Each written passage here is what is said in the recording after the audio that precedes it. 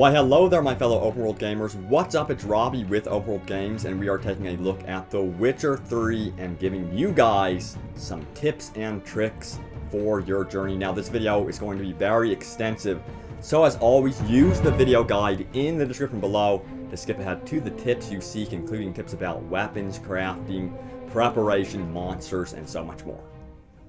So one of the most important things you can do in The Witcher 3 is definitely meditate, and meditate often, especially before battle. What this will do is, if you have an Alcholist Potion, it will help you replenish your stock of other potions and stuff, as long as you have the needed ingredients in your inventory. So always remember to meditate before battle and before any major engagement. It will help you out a ton. So in this game, preparation is crucial. There's all sorts of ways that you can actually prepare, and we're going to go over some of them.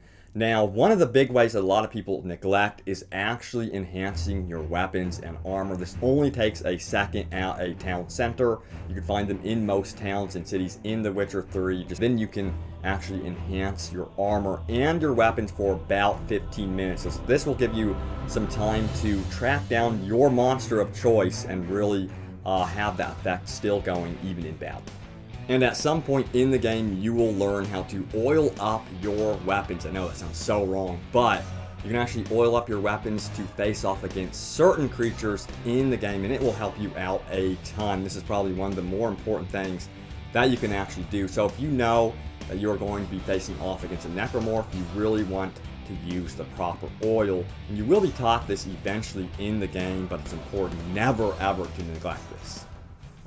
And as always, make sure Geralt has plenty of water, food, steaks, stuff like that. Make sure you have plenty of that before you head into battle. It will help regen your health as you fight, so never ever neglect your food.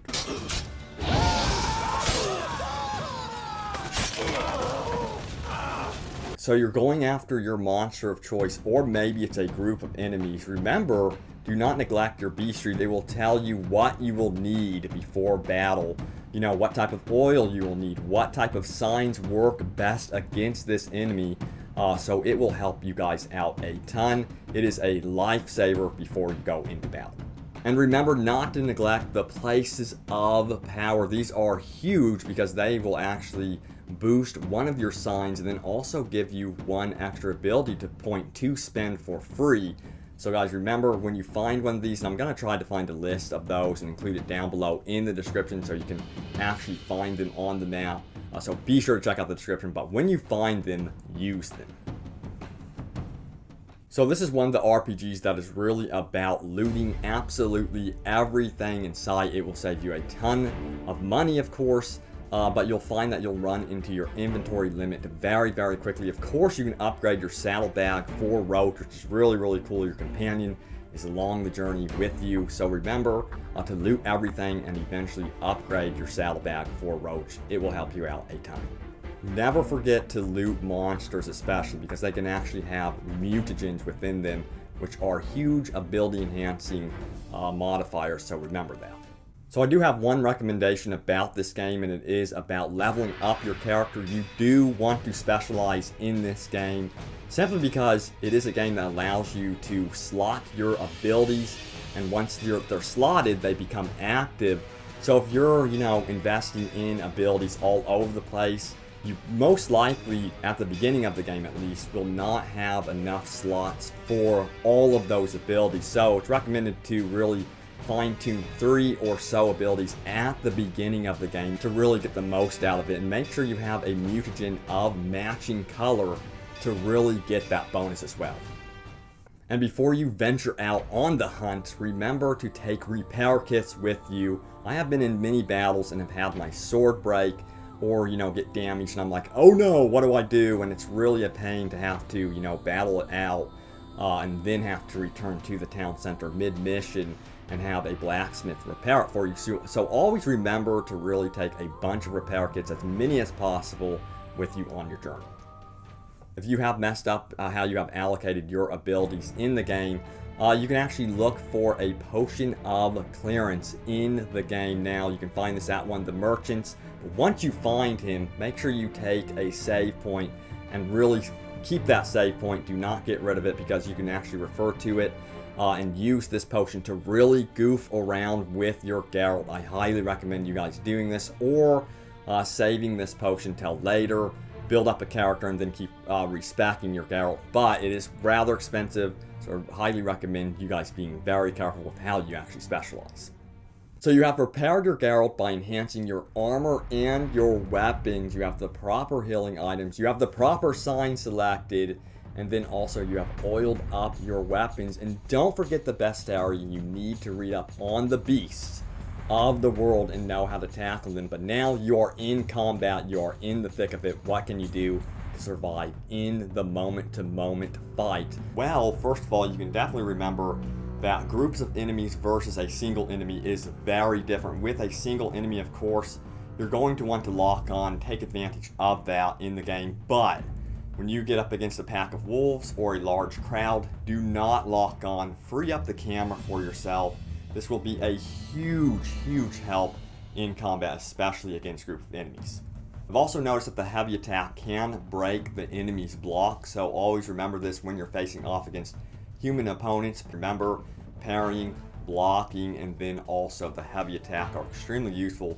Going to want to take advantage of your roll and your dodge, and really learning to get in there behind the enemy or slowing them down and using your arsenal of magic. So I highly recommend thinking in those terms, but always remember the big tip, in my opinion, is definitely freeing up that camera by not locking on, especially when you are not in that one versus one face-off.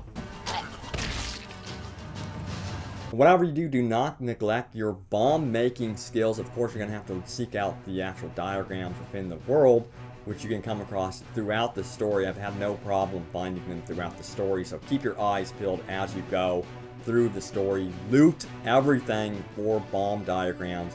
Make plenty of bombs, because they can actually stun your enemies for a pretty long time and cause massive amounts of damage. Enough time to really get in there and to maneuver and to attack. But before battle, I recommend saving often. This is extremely important in The Witcher 3. You really don't want to lose a massive amount of progress simply because you haven't been saving. That has happened to me before, and I'm like, I broke my own rule. I haven't really been saving that often. But so remember, save before you enter the war. So one thing the tutorial neglects in The Witcher 3 is your adrenaline meter. This is extremely important to remember to use this in combat. You're going to want to upgrade a specific ability to its fullest, which will allow you to use this adrenaline meter. You actually gain adrenaline by landing consecutive hits in The Witcher 3, and once it is filled, you can actually use the fast attack button to initiate it, and you will get an amazing move, whatever your ability is set to during that time, and really cause tons of carnage. So as you journey through The Witcher 3, you will come across 3 different types of currency in the game. They're going to be known as crowns, orens, and then finally florins. The only one you really need to remember is crowns. Now, what about the other 2? What in the world do you do with them?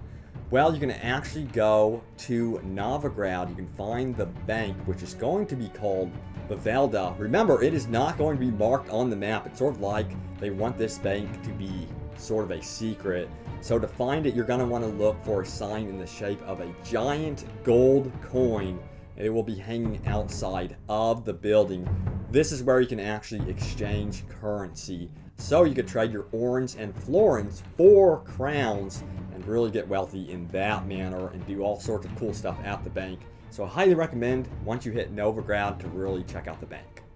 So as you get new quests, you will notice level recommendations associated with them. So you may be stuck at level 3, and then you will get a quest that says recommended level 15. I highly encourage you to really pay attention to this, so you are not wasting time. I've actually tried experimenting and going on an adventure of sorts. I highly recommend you sticking to the path they have suggested, because it can actually be extremely difficult if you don't. And in my opinion, I think it might be less enjoyable for you. So stick to the recommended level path that they really want you on.